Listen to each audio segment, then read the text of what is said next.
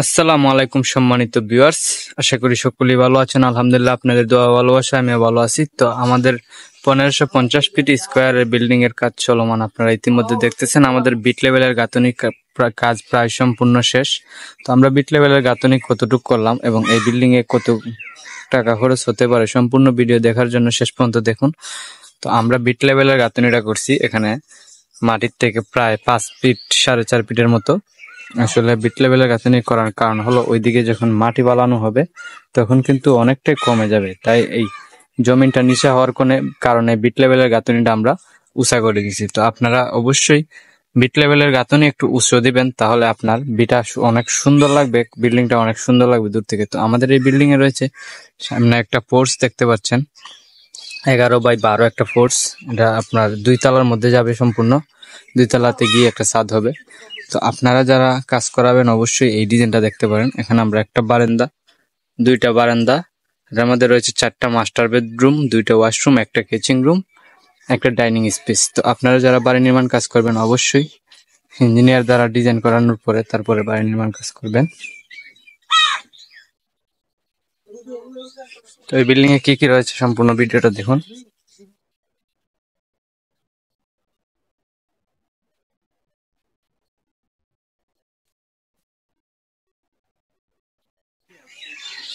তো আমরা বিটার মধ্যে মাটি পালানোর জন্য কি কি কাজ করতেছি আপনাদের যদি দেখাই।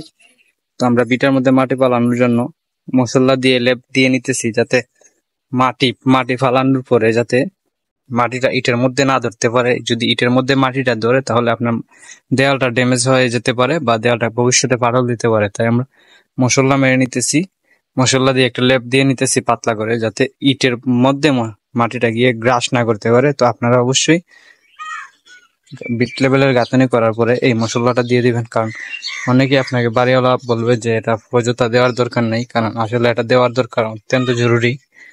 আপনারা এই জিনিসটা ফলো করবেন আর অবশ্যই মশলা দিয়ে এভাবে লেপ দিয়ে নেবেন।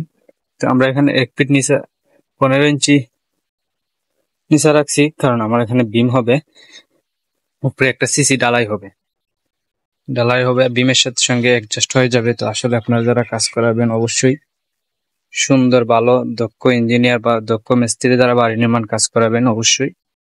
তো আমরা দেখেন এখানে যে কলামগুলা ডালাই হয়েছে, মাঝখানের কলামের বিমগুলা এদিকে যাবে, ওইদিকে যাবে একটা, ওইদিকে যাবে একটা। তাই আমরা কলামের মধ্যে কাঠের বস্তা বেঁধে তারপর আমরা পানি খাওয়াচ্ছি। আসলে এটা অত্যন্ত জরুরি, কারণ নিচে আপনার বিল্ডিং এর সব উপরেই পানি খায় কিন্তু নিচ পর্যন্ত পানি খায় না। তো আসলে আপনারা বেশি পানি খাওয়ানোর চেষ্টা করবেন কলামের মধ্যে, বিটার বডির মধ্যে আপনারা অবশ্যই বেশি বেশি পানি খাওয়ানোর চেষ্টা করবেন, তাহলে আপনার বিল্ডিং এ শক্ত এবং মজবুত হয়। তো আশা করি আমার চ্যানেলে যদি আপনারা নতুন হয়ে থাকেন অবশ্যই চ্যানেলটা সাবস্ক্রাইব করে দেবেন, আমার পেজ থেকে দেখলে অবশ্যই পেজটা ফলো করে দিবেন। ভালো থাকবেন সবাই, আসসালামু আলাইকুম।